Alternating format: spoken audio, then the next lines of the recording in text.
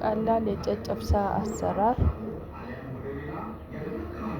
ዱቄት እናዘጋጃለን። ዱቄት ላይ ጨውና ዘይት መጨመር፣ ትንሽ ጨው መጨመር፣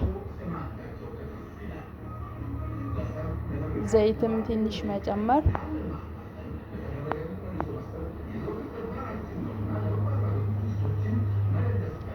ከዛ ውሃ ጨምሮ አንድ ላይ ማቀላቀል ማብካት። ከዛን ቂጣውን መጋገር። የተጋገረውን ቂጣ መሰባበር፣ ቅቤና ትንሽ በርበሬ ትንሽ ጨው ጨምሮ ትንሽ ሞቅ ማድረግ።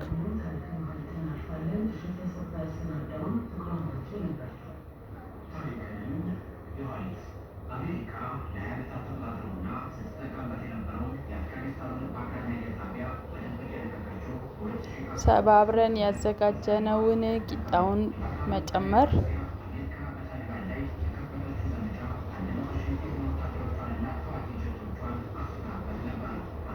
መጨረሻ ላይ አቅርቦ መመገብ። መልካም ማዕድ